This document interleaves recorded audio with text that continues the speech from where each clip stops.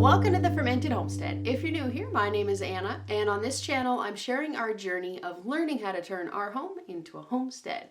Welcome to part 2 of Fermenting 101, Fermentation 101, Intro to Fermentation, Fermenting for Beginners, whatever you want to call it. But anyways, recently I asked you guys what you wanted to know about fermenting, fermentation, and basically just anything that you guys wanted to know, and you guys left me a ton of response on it, and so I spent a lot of time doing a bunch of research to compile on top of the knowledge that I already had. So then I went ahead and turned it into a video. However, said video was about 2 hours long, so obviously I decided I needed to split that up into manageable bite-sized little chunks. Today's video we are going to be kind of breaking down different types of ferment, salt, what type of salt to use, how much salt to use, water, temperature, and how long you should leave your ferment to set. So let's go ahead and get into the video. We are gonna go ahead and move on to different types of ferments, because that was one of the big questions that we got on this a lot, was what different types of ferments are there and how do you do them?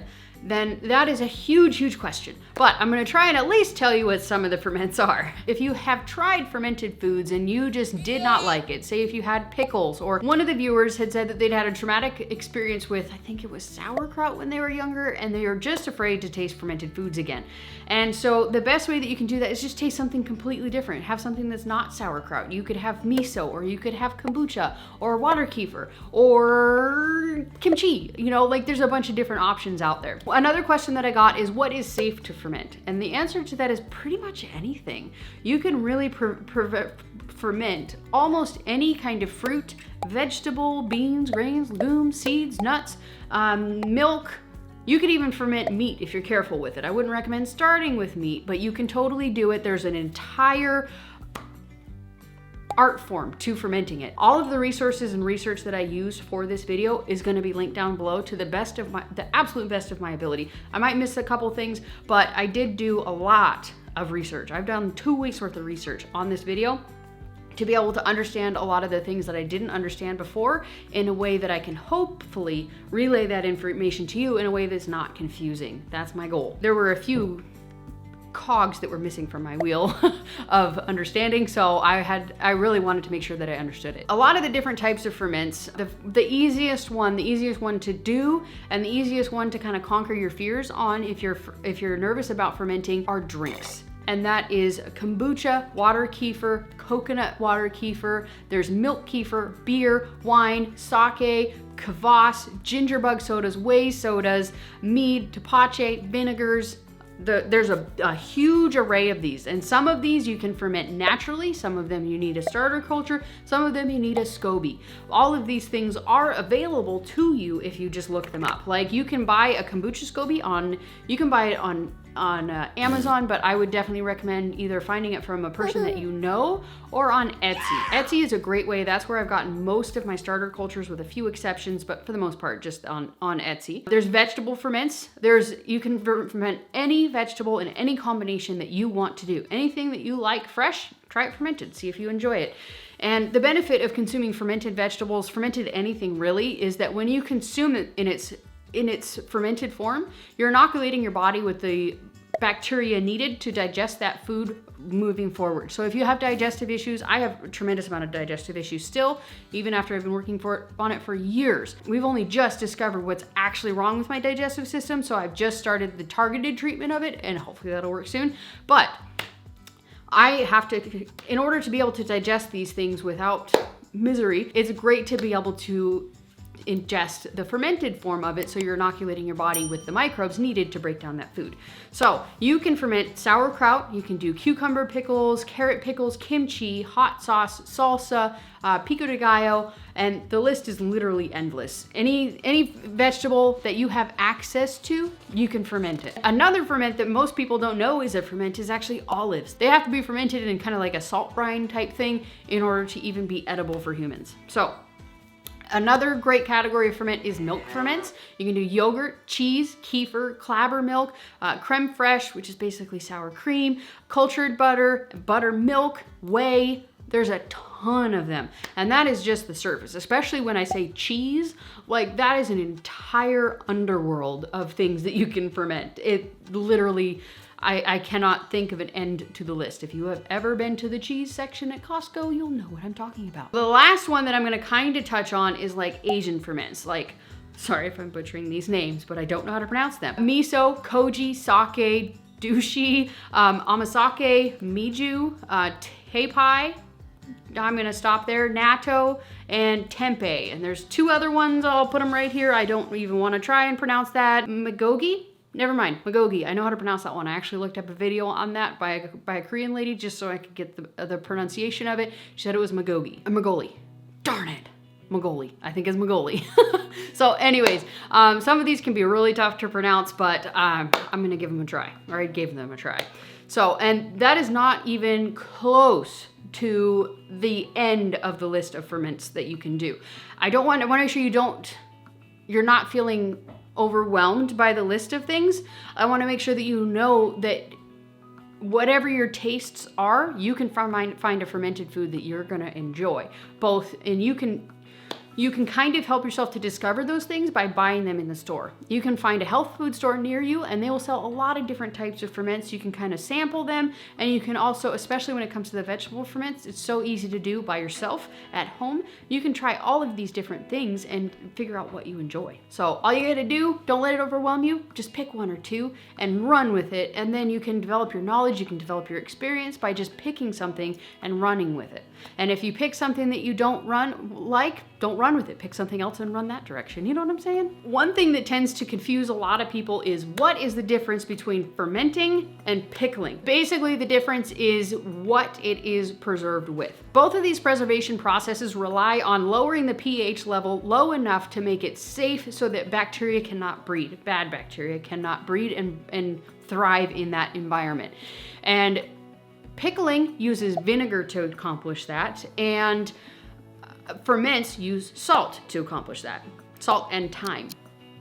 And when you're vinegar pickling something, you're basically just going to, sometimes you will cook the vegetables, sometimes you'll just pour hot brine over it.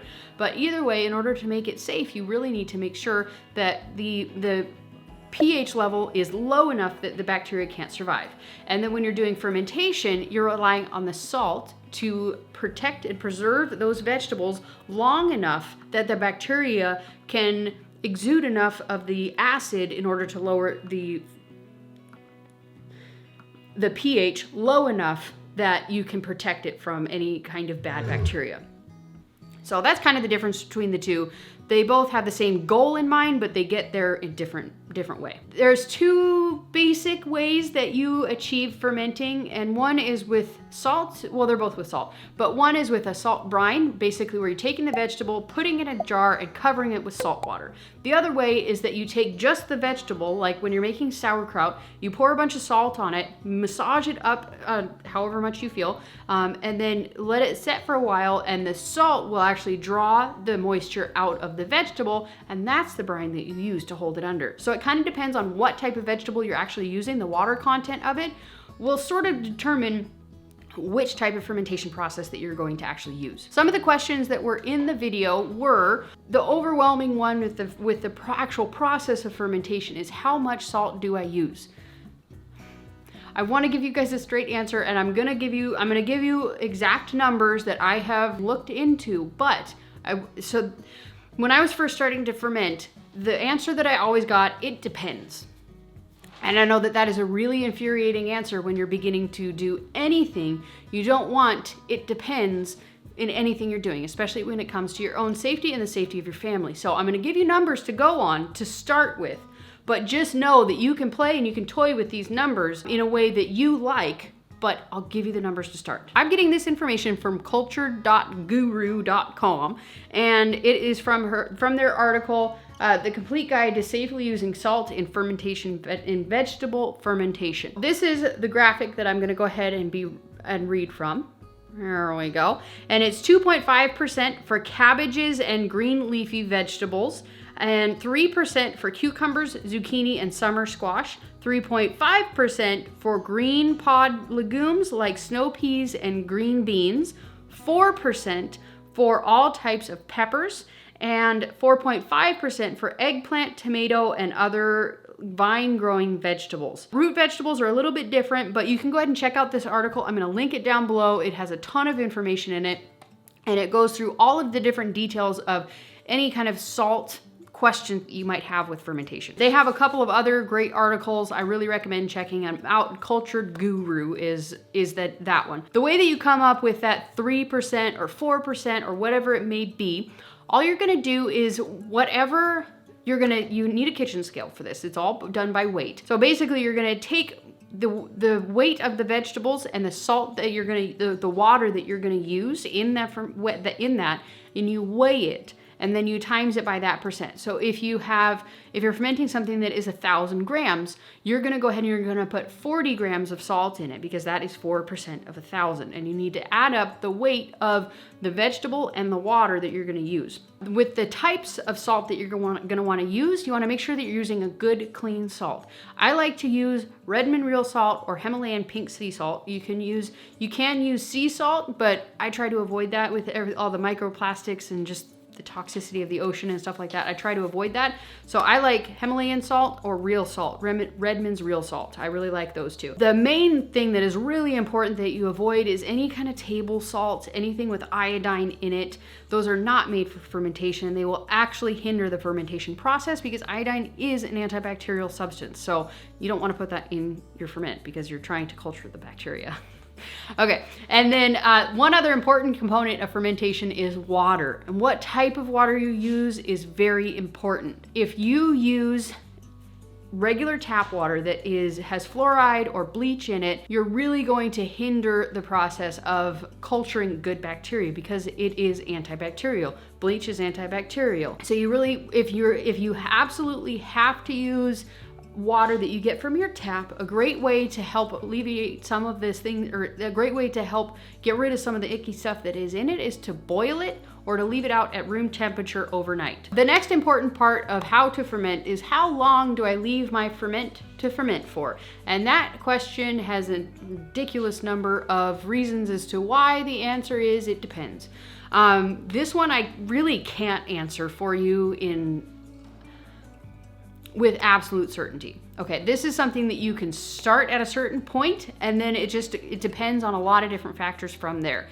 The main thing is personal preference. I like my sauerkraut to be very sour. My sister does not like it to be very sour. I like my sauerkraut to be nice and firm, crunchy texture. My sister likes it to be a limp, crappy texture. A lot of it just depends on personal preference. Temperature, humidity, the ingredients that you use, how much sugar content is in those ingredients, the freshness of it, and whether you use a starter or a SCOBY is really gonna be a very huge determining factor as to how long your ferment is going to ferment for. The type of ingredient that you use and the quality of the ingredient you use is a huge factor, because that can determine if you're using a fresh, clean, good quality, high quality, organic head of cabbage. If you're using that one versus kind of like an old conventionally grown one that's sprayed with pesticides and chemicals, the fermentation time is going to be vastly different.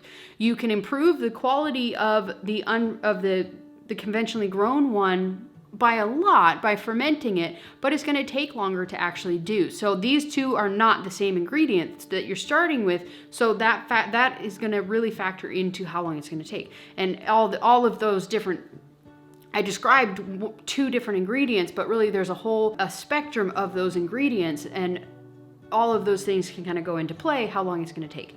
And then the sugar content of it is going to play a huge role in how long it takes, because the higher the sugar content, the faster the ferment will go. As I mentioned earlier, the sugar is the food for the bacteria. The sugar, as well as the fiber, is the food for the bacteria.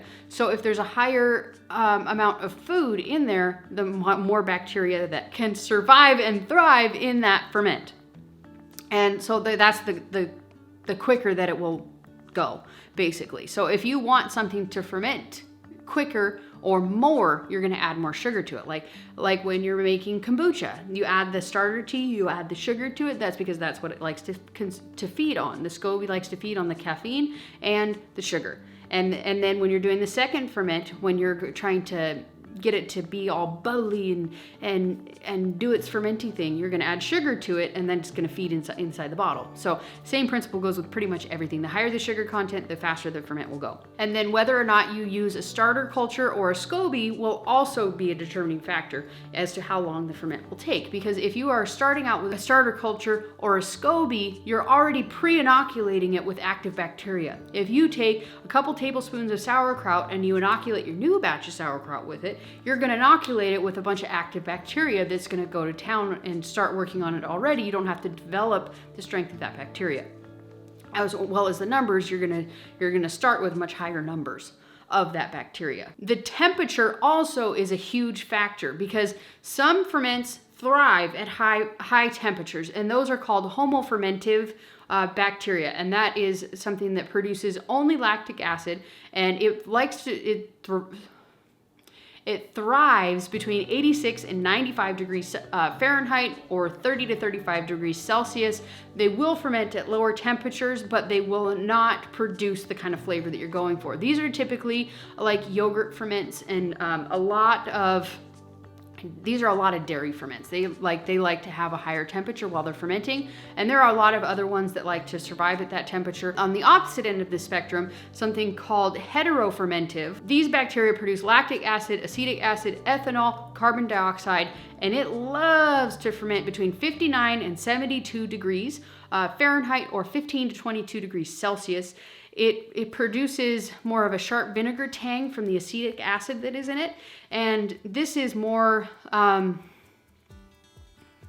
vegetable ferments. It is like wines, vinegars, things like that. Those are really what like to have that kind of a temperature. And those are what I really enjoy fermenting. You can also ferment things that thrive at that lower temperature. You can ferment them to a certain point. You can ferment them at the higher temperatures. They will ferment much faster, but that often also means that the food itself will be much more broken down. It will be, if you ferment sauerkraut very quickly at a high temperature, it's going to get soggy and it's not going to be quite as good a quality, and it's not going to have the depth of flavor you would have if you fermented it low and slow.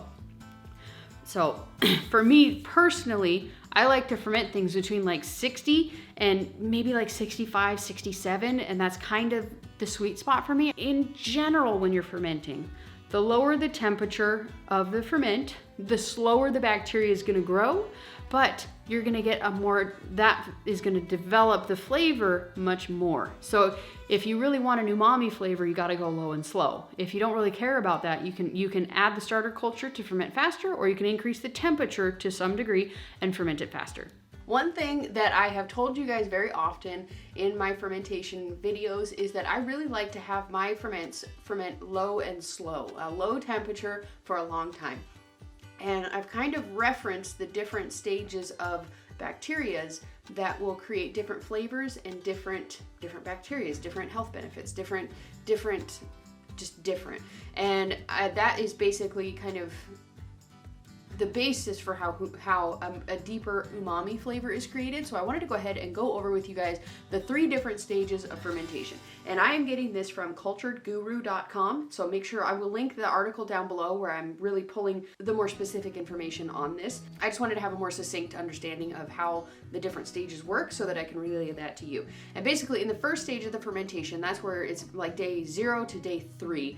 And basically what happens during that is that the salt-loving, oxygen-loving bacteria kind of take over, and during those first 0 to 3 days, those bacteria are going to take over and they're going to consume all of the oxygen that are inside of the ferment. So all the oxygen that is inside of the vegetables or whatever you're fermenting that's under the brine, that bacteria is going to take over, consume all of that oxygen, and turn it into an anaerobic environment and get it ready for stage number 2. So those bacteria are basically enterobacters and bacilli, and I'm not even gonna try. Okay, so basically that's what happens in the stage 1 of the fermentation. And so I know a lot of people like to kind of pull it almost at this stage. And so that's just the first stage of the fermentation process. You can pull it from this stage, you're not gonna die, but if you really want to have the health benefits of it, you want to leave it to ferment, because stage 2 is the stage where you can kind of see the visual representation of it, where it starts to kind of bubble, and those the other types of bacteria are starting to take over. After stage 1 is over, the stage 1 bacteria dies, but they've created a certain environment that is necessary for the stage 2 bacteria to take over, and those are Leuconostoc bacteria.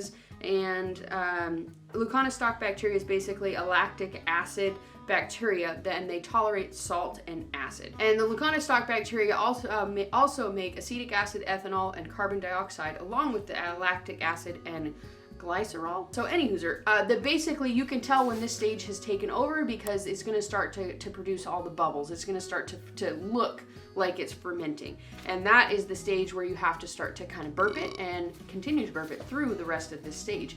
Because if you don't burp it, it's going to create the CO2 in this gas. If you have like a mason top type lid, like a regular canning lid without the venting, without the airlock on it, you're going to have to come through and burp it. And that's why, because it's creating all of this extra gas buildup in there. And if you don't alleviate it, it could have some negative effects to it. During stage 3, that is after kind of things have settled down, things kind of look like they're a little bit more settled.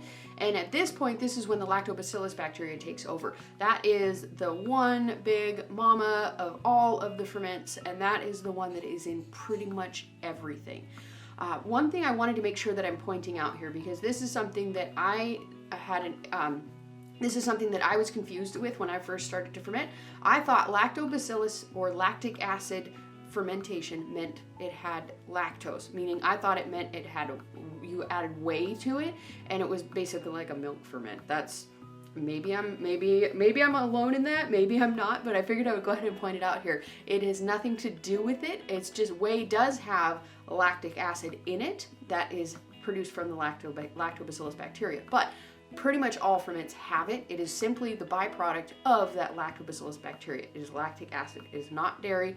If you're allergic to dairy in any way, you don't have to stress it. Just don't use whey as a starter culture, and then you're good. Okay, so, but stage 3 basically begins after the bubbly phase, and that's when the lactobacillus takes over and starts to populate and really starts to produce the lactic acid. The longer that you leave it to ferment, the more lactic acid that is created. So that's why I like to make sure that I'm fermenting it long after the bubbly stage has ended. I know a lot of people, when it stops to bubbling, or a lot of people sometimes, like I've even seen people when you're fermenting with the mason top lid, when it becomes firm, then they put it in the fridge, and which is fine. Like I said, you're not going to die, but you're not going to get all the health benefits that come with the lactobacillus bacteria, because at that point it hasn't started producing yet. The lactobacillus, I mean, maybe it has to some degree, but the lactobacillus bacteria really takes over in stage number 3, and basically the ferment at that point becomes a homolactic bacteria producing, basically. And so it's pretty much only going to produce the lactobacillus bacteria, and that is what is, it only creates the lactic acid, and that is what your food is preserved with, that lactic acid. If you're fermenting, earlier I had referenced the difference between pickling and fermenting, and that is the difference right there. When you're creating lactic acid, that is what preserves it, but if you're using vinegar, you can ferment the vinegar yourself and you can use that fermented vinegar, but that is acetic acid. It's a different type of acid, different type of flavor, different bacterial, everything.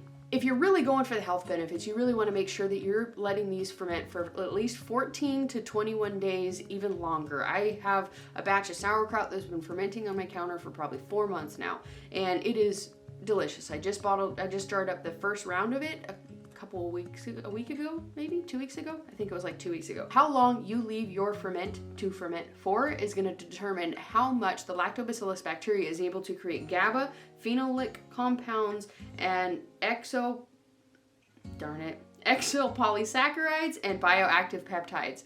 So it's basically just the longer that you let this stuff ferment, the more fermenting benefits you're going to get from it. All of these things that people say are in all of these different types of ferments, it really depends on how long you leave them to ferment. And that's why so many answers with regards to fermentation is it depends. I know it's frustrating, but it depends, and it really does depend. You can have the starting points. I think I've given you some pretty good places to start with in this video, but make sure that you take it and you run with it. It's not set in stone. So hopefully you guys can kind of take the information I've given you in this video, feel more comfortable and more confident that you can move forward with starting your fermentation journey, and then roll with it. Take it and go with it, and tweak it and do whatever you wish with it. You can do your own research. I'll make sure to link all of the articles and books that I've gotten my information from this video, as well as the other videos. But this is also, remember, this is just part number 2. There's more parts coming to it, and more information, more tools, more tips, more tricks, more questions answered, all of those sorts of things. So make sure that you stay tuned for that. If you enjoyed this video, if you got benefit from it, if you learned something for it, or just got entertained, make sure you give this video a thumbs up. It helps with all the googly algorithmic stuff. And then over here, make sure you hit the subscribe button that's gonna pop up right here. We have all kinds of awesome content here and coming. And then up here is a video that Mr. Google Pants thinks you're gonna enjoy. This is part 1 of this video, and this is the playlist for the Fermenting 101. So I hope you guys enjoy. We'll see you next time. Bye.